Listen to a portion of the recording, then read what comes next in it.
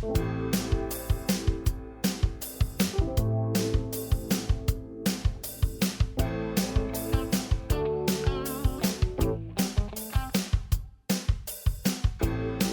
tal? Muy buenas tardes, ¿cómo están? Gracias por acompañarnos nuevamente en Sinergia CEFIA, este espacio en donde le acercamos el quehacer de los y de las profesionales de las ingenierías y de la arquitectura. Como ustedes pudieron ver a lo largo de la semana, vamos a conversar sobre el proyecto Pensar en Costa Rica. Hay 3 temas que están muy enlazados y que son trascendentales para nuestro país, como los otros 10 que se comentan en este documento, pero específicamente vamos a conversar sobre inversión en obra pública, sobre transporte y también sobre seguridad vial. Tenemos a 2 de los autores de estos capítulos acá con nosotros para conversar del desarrollo de eso. Los voy a presentar primero y les voy a dar la bienvenida. Primero al ingeniero don Olman Vargas. Don Olman, bienvenido. Muchas gracias por acompañarnos. Un gusto estar acá y buenas tardes para todos. Muchísimas gracias por estar con nosotros y también al ingeniero don Carlos Contreras. Muchas gracias por acompañarnos. Gracias por invitarme, Carlos, y saludo a todos. Muchísimas gracias. Bueno, además también miembro de Don Olma, miembro de la Comisión Pensar en Costa Rica, como decía, autores de este documento que ya hemos presentado, que lleva como fin, pues precisamente esto, poner algunas de las propuestas para soluciones de problemáticas muy específicas. Estos 3 temas de los que hablamos son muy valiosos y yo quisiera, Don Olman, para conversar un poco, que usted nos pueda contar sobre cómo surge Pensar en Costa Rica y estas propuestas tan valiosas que se han hecho ya a lo largo de varios años. Sí, pensar en Costa Rica en realidad es una idea que viene de la Unión Panamericana de Asociaciones de Ingenieros, de la UPADI, donde hace muchos años, hace aproximadamente unos 20, 25 años, el Colegio de Ingenieros de Chile presenta lo que ellos estaban haciendo, Pensar en Chile, así le llamaron en su momento, específicamente dando una serie de posiciones a la comunidad sobre diferentes temas. Eso lo retoma uno de los colegios miembros del Colegio Federado, lo presenta a la Junta Directiva y cuando se discute se decide ir a visitar al Colegio de Ingenieros de Chile para ver exactamente cuál era el planteamiento que ellos estaban haciendo.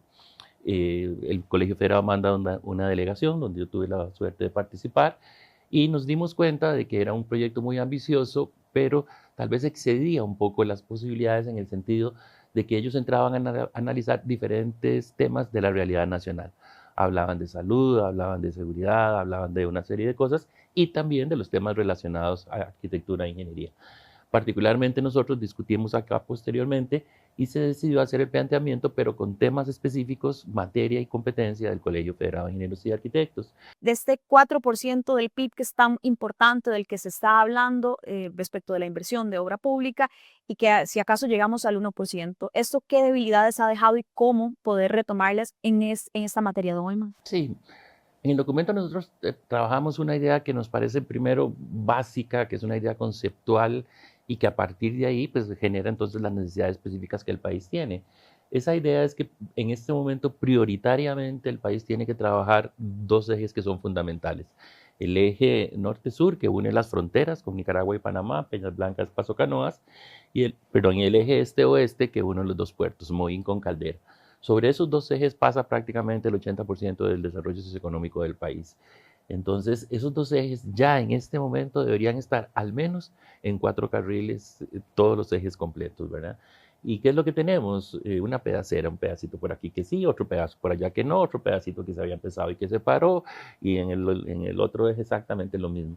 Entonces, sí debe de haber una línea específica direccionada a completar esos ejes con la capacidad mínima que en este momento el país está requiriendo. Eso es fundamental. A partir de esos 2 ejes se deben generar una serie de conectores, ¿verdad?, que llevan esos ejes a otras áreas de interés del país, de desarrollo socioeconómico. Por dar un ejemplo, la carretera San Carlos, que aunque no es parte de esos ejes de manera formal, pero es fundamental como un conector a una de las zonas económicamente más activas del país. Entonces, en ese contexto se establece la necesidad de inversión que se tiene.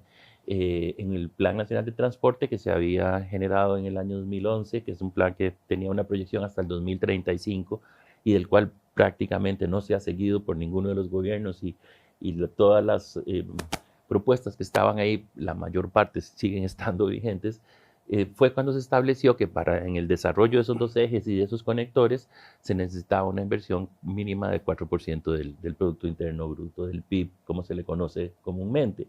La realidad es que en todos estos años, y ya estamos hablando de más de 10 años, de que fue elaborado este documento, Nunca se ha llegado a esos niveles, como usted muy bien decía, ni siquiera a veces hemos llegado a un 1%, ¿verdad? Y sobre todo en los últimos años, en los últimos 5 años, hemos estado en 0.8% del PIB en la inversión en obra pública. Desde ese punto de vista, no estamos cumpliendo la tarea, las necesidades que hay son evidentes.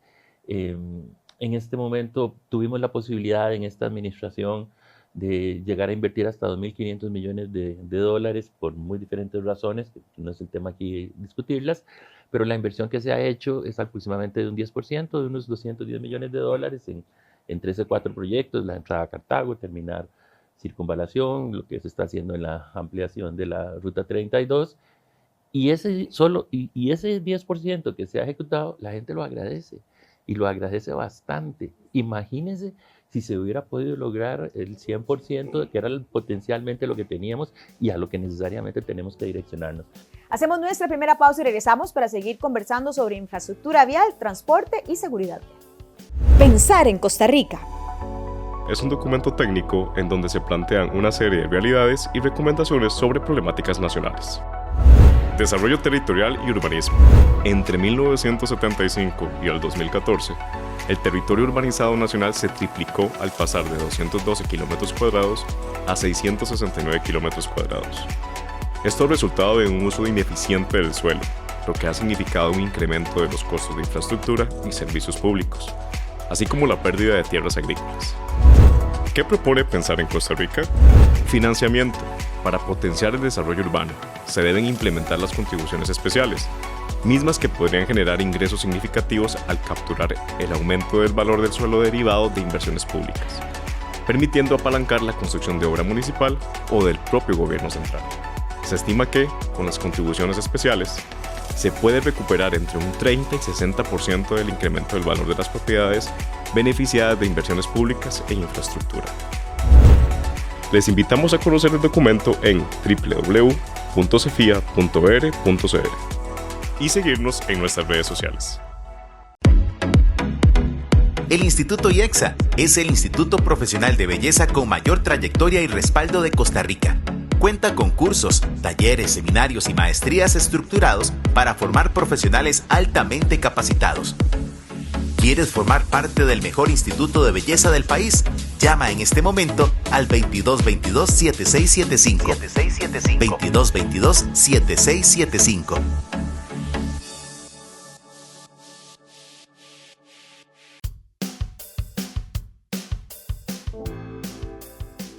Llevamos muchos años saturados de presas, llevamos muchos años saturados de escenarios de colisiones constantes, de esta frustración de que veo luces prácticamente todo el día de los vehículos, veo este congestionamiento, no me puedo mover y mi necesidad de transporte no está siendo solucionada, y pese a que es una inversión de un 10%, agradecí ese espacio. Lo que me lleva un poco a que podamos ir desarrollando también aspectos de esto, de la necesidad que tengo de transportarme y las modalidades que existen, porque es cierto y nos da cuenta las informaciones que tenemos de que muchas personas prefieren optar por comprar un vehículo, hacer una deuda, porque el transporte público no soluciona mi necesidad. No hay forma de que conecte mi servicio de tren con un servicio de autobús eficiente, al revés tampoco, las ciclovías tampoco parecieron ser una buena solución, tenemos una situación de motocicletas muy importante, entonces quisiera un poco que podamos entrelazar la necesidad de transporte, pero también con la condición real de seguridad vial que tenemos, que nos tienen alerta, que nos tienen emergencia, y cómo necesitamos que estas dos cosas puedan irse desarrollando de forma paralela y qué se planteó en el documento. Sí, vamos a ver. En realidad los temas de transporte público, seguridad vial, el tema del congestionamiento que usted cita, tienen un entrelazamiento muy importante y tienen que ser tratados por eso integralmente.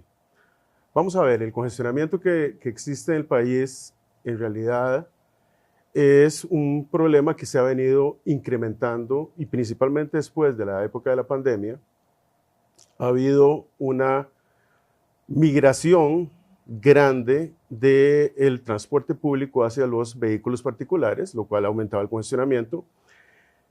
aproximadamente 30% de la demanda cayó. En realidad, durante la pandemia, la demanda cae, la demanda por transporte público, por las condiciones que todos recordamos, era del orden del 40% de la demanda original, porque la gente no tenía que transportarse tanto.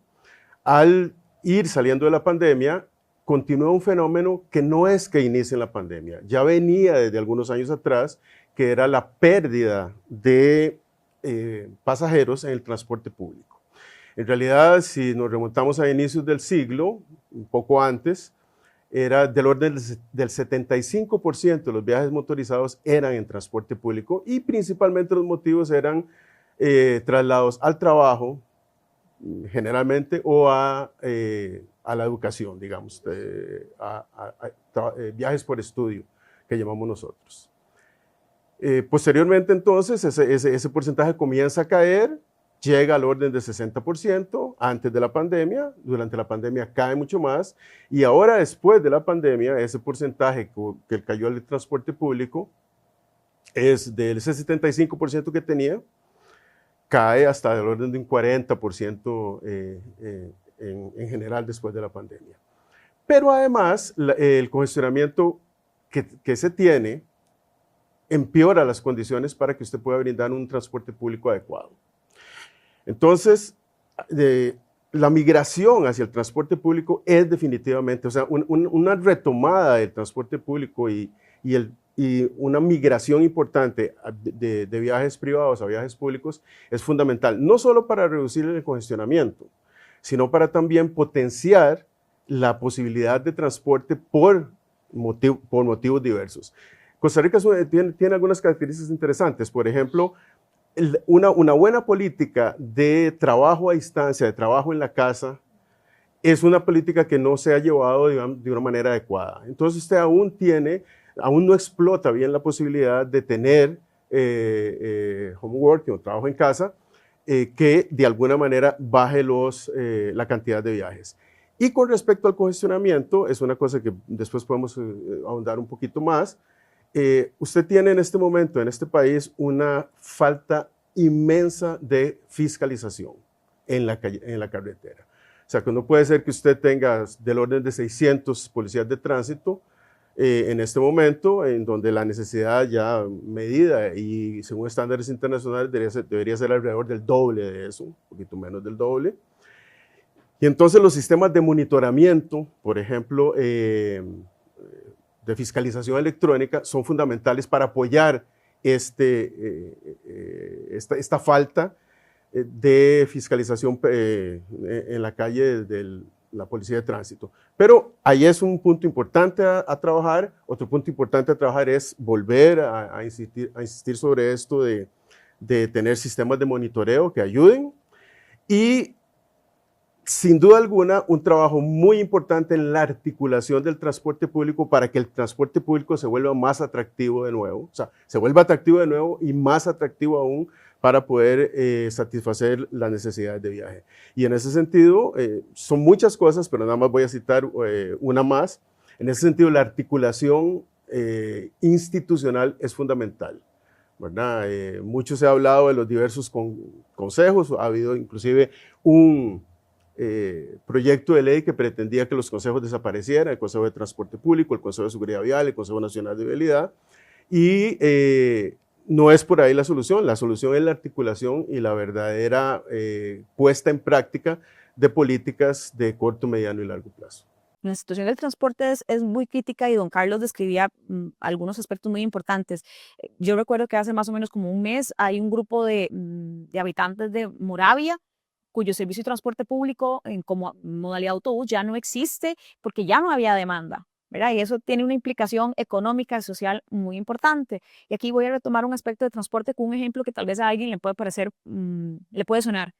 A mí me encantaría usar transporte público y lo digo en serio. Sin embargo, de mi casa a un centro de un tren o un autobús hay una distancia que supera, en el caso del autobús, los 700 metros. No lo veo potable en la noche, digamos, ¿verdad? Por aspectos de seguridad. Y para tomar el andén más cercano al tren son 3 kilómetros casi, o 2,5 kilómetros. No tengo esa posibilidad. Si yo pudiera llegar ahí, no tendría que sacar mi carro y hacer ese viaje porque hay un andén cerca aquí donde yo estoy, podría caminar y ahí se resuelve. Para muchos esa es la realidad, quisieran usar el transporte público porque es viable, no sé, cuando usted toma el tren es viable, pero cuando usted quiere tomar el autobús no lo es, o al revés.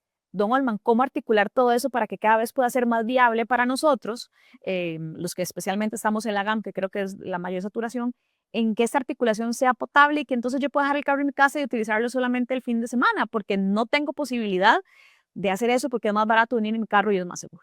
Sí, definitivamente una cosa nos lleva a la otra y es un muy buen ejemplo el que das porque nos va a permitir explicar un poco cómo funciona el esquema. Necesariamente, ya que Carlos habló de la necesidad de una política pública, ¿verdad?, para desarrollar esa política pública tiene que integrar aspectos de infraestructura vial, aspectos de transporte y aspectos de seguridad vial. Como por ejemplo, es muy importante decirlo, ninguna de esas tres lo soluciona. No porque hagamos más infraestructura vamos a resolver el problema. Al contrario, vea lo que nos acaba de pasar con la carretera de Circunvalación Norte, que hacemos una infraestructura, terminamos una infraestructura importante y tiene grandes problemas de movilidad, sobre todo a la salida de las diferentes intersecciones. ¿Okay? Como concepto hay que volver al transporte público, pero el transporte público necesita de algún recurso económico de parte del Estado para poder invertir eso. ¿Y para qué usted necesita el recurso económico? Ahora sí, llegamos a la pregunta tuya. Para establecer un esquema que funcione. Y un esquema que funcione necesita, por ejemplo, de intercambios intermodales. ¿Qué es un intercambio intermodal? Un lugar donde coincida el tren, por ejemplo, con los autobuses y con zonas de parqueo para dejar un vehículo. Si vos tuvieras un parqueo cerca de ese andén que está a 3 kilómetros de tu casa, vos te vendrías en el carro, lo dejarías en el parqueo, pagas una cuota mensual, que es más económico, y te quitarías el problema de la seguridad. Cuando llegas en la noche, coges tu carro y en 5 minutos estás en tu casa. Ese intercambio intermodal que necesariamente existe en otros países y que esos lugares, ¿verdad?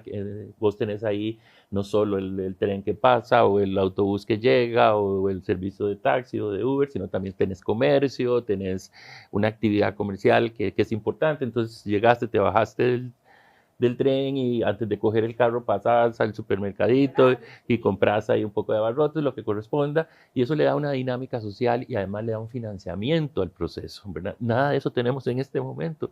El sistema de autobuses está totalmente individualizado y no parte de un esquema intermodal. El tren tiene un eje que es el que está establecido por los terrenos que tiene el Estado desde hace muchos años y opera en condiciones completamente deficitarias, a pesar de que es muy eficiente si lo comparas con el transporte por el autobús. Si funcionara siempre, pero a veces no funciona, se descarrilan, tiene toda una serie de problemas técnicos al respecto, y no hay ni siquiera resuelto, por ejemplo, todo el tema, incluso a nivel legal, de los Uber con respecto a los taxis y todo ese tipo de cosas. De las diferentes plataformas tecnológicas, digamos, con respecto al servicio. Entonces, es un asunto integral, es un asunto multifactorial que no lo vas a solucionar solucionando un aspecto de manera individual. Tenés que tener una política pública que toque todos los temas, que trabaje diferentes sectores. Quédese con nosotros y siga conociendo más detalles del documento Pensar en Costa Rica. Estamos hablando de BIM, ya lo metimos en el BIM. En el 2024 fuiste parte de una revolución tecnológica que marcó las líneas para tu futuro profesional. Ahora sé parte de ese futuro que ya está aquí, en el Hotel Barceló San José, este 26 y 27 de noviembre. No te pierdas la 5ª edición del BIMCon 2025. El congreso organizado para los profesionales que te mostrará cómo la metodología BIM puede transformar la forma de trabajar en el sector AECO, arquitectura, ingeniería, construcción y operaciones para un futuro sin precedentes. Organiza. Patrocina.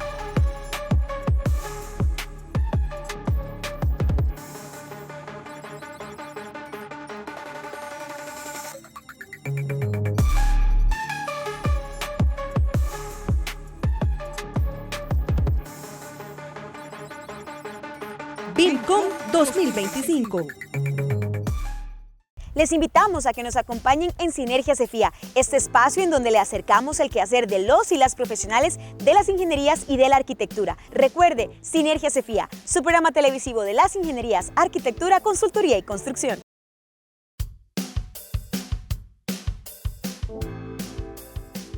¿Qué se propone, don Carlos, en materia de seguridad vial para esto? Porque efectivamente hay un proceso de reaprendizaje y de educación que es vital, siendo nosotros conductores y siendo peatones también, ¿verdad? Que tenemos distintos comportamientos, a veces hasta que somos las dos cosas al mismo, nos damos cuenta de las torpezas que cometemos. ¿Cómo articular esto? ¿Qué propone pensar en Costa Rica para bajar un poco esta incidencia que nos detona a propósito de todo lo que ya hemos visto que ha surgido o que ha pasado en los últimos años?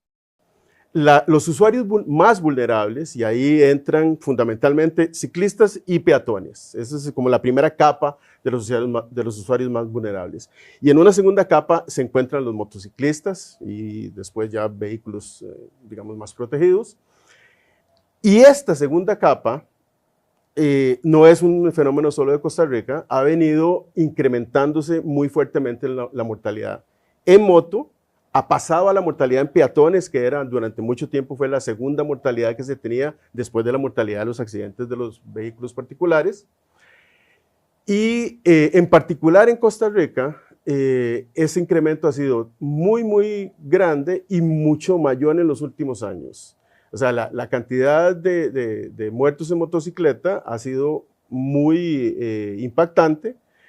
Y vea qué cosa más interesante. Hubo un primer plan nacional de motos que el Consejo de Seguridad Vial lo puso en práctica. Lo que pasa es que fue un plan, digamos, relativamente, digamos, laxo en el sentido de que, digamos, fiscalización mayor, multas más claras, más fuertes eran necesarias, pero principalmente se abandonó lo que era la educación y la forma de usted obtener su derecho, digámoslo así, que todo ciudadano lo tiene, de poder andar en motocicleta después de ganar su examen para obtener la licencia. Eso ahí ha sido una de las cosas que a nuestra forma de verlo ha impactado mucho en el caso costarricense. Entonces, retomar toda esta cuestión de las campañas, retomar la cuestión de la educación vial es fundamental. En las campañas, recordamos, aún se recuerda, porque no tiene mucho tiempo, la campaña El chasis es usted, para el caso de los motociclistas, y una cosa que era muy interesante y fue muy copiada en otros países que Costa Rica lo supo explotar muy bien, eran aquellos esquemas que salían en donde usted tenía cuánto era el costo de usted protegerse versus el costo de que una vez usted tenía el accidente en una rodilla, un golpe en el rostro, el brazo, las piernas, cuánto costaba, no solo digamos, el costo hospitalario, sino todo el caos que causa en cuanto a la posibilidad de la persona trabajar, su familia, etc. Entonces, ahí hay una gran necesidad de retomar ese tipo de campañas, hay una gran necesidad de retomar un nuevo plan nacional de motos en donde la fiscalización es fundamental, en donde la fiscalización es fundamental y la educación de los motociclistas, el control en carretera es fundamental también, y ahí nada más le sumo la necesidad de sistemas automatizados, ¿verdad? No tenemos suficientes policías de tránsito para la fiscalización, y los sistemas automatizados nos permiten eso. Entonces, definitivamente ahí el Consejo de Seguridad Vial, dentro del segundo decenio para la seguridad vial, tiene una gran responsabilidad. Nosotros hacemos una serie de recomendaciones y además le recomendamos la articulación con otros entes del poder público. Gracias, don Carlos. Ya estamos aquí en el cierre del programa. No quisiera nada más recordar que hay mucho por hacer para diferentes sectores. Nos incluye a todos, ¿verdad? Aquí el CEFIA como ente técnico ha hecho un enorme esfuerzo y lo sigue haciendo, y con este documento y con otros que ha hecho a lo largo de los años, a nosotros como ciudadanos pues nos toca también volver a vernos respecto de cómo nos comportamos en las carreteras, que es súper valioso para poder reducir esta incidencia, y también nos toca ser bastante críticos con el sistema de transporte público que tenemos, acudir a donde creamos que es necesario, también para ayudar en este descongestionamiento vial. ¿Alguna conclusión muy breve que quisieran hacer, don Olman y don Carlos? No, nada más tal vez para que hablamos de los accidentes de tránsito y la gente dice, sí, qué barbaridad, pero a veces uno necesita impactar con la realidad. En los últimos 2 años, en el 2023-2024, hemos tenido aproximadamente 520 muertos por accidente de tránsito en el sitio, en el momento del accidente. Anteriormente andábamos por los 320, o sea, hemos aumentado 200 personas anualmente muriéndose ahí en el momento del accidente. Y de todas las personas que se mueren en el accidente de tránsito, de esas 500 y pico, aproximadamente el 53% son motociclistas. Esa es la dimensión del problema que estamos hablando. O sea, se nos están muriendo en el momento del accidente más de 200 personas anualmente.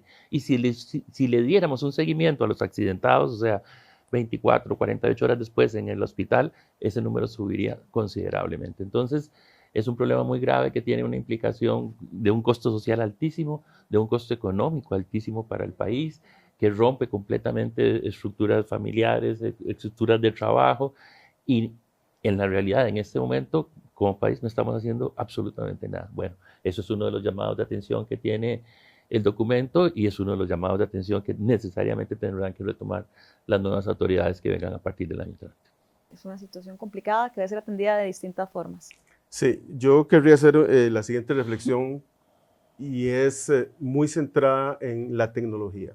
No puede ser que con todo el desarrollo tecnológico que en este momento se tiene en el mundo, Costa Rica aún no tenga, por ejemplo, un sistema de monitoramiento con cámaras de videovigilancia, con fotomulta, con videoanalítica. Ya fue planteado en un determinado momento una licitación al respecto. Es una cosa que también se puede hacer, por ejemplo, que no entramos en ese mérito mucho en esta conversación, pero a través de una alianza público-privada, porque existe la posibilidad de que un ente técnico lo haga con su financiamiento y consiga a través de multas, etcétera, tener un retorno, pero principalmente para ayudar a esta falta de fiscalización que tenemos. Y entonces es la tecnología, y con esto termino, nos hace falta en todo lo que es digamos, el control y monitoramiento de los flujos de tránsito, nos hace falta en el cobro electrónico, y nos hace falta para hacer una ciudad más conectada y más resiliente, de manera tal que San José, Heredia, Cartago, los grandes centros urbanos, Liberia, etcétera, puedan ser centros que de alguna forma sean resilientes en el sentido de que la tecnología con la que cuentan permita tener un mapeamiento importante de los comportamientos en la ciudad, brindando mayor seguridad, mayor posibilidad de atención, por ejemplo, de accidentes en un tiempo menor, y sin duda unirnos a las tendencias mundiales. No hay que inventar el agua tibia, es una frase muy utilizada, pero que es totalmente válida,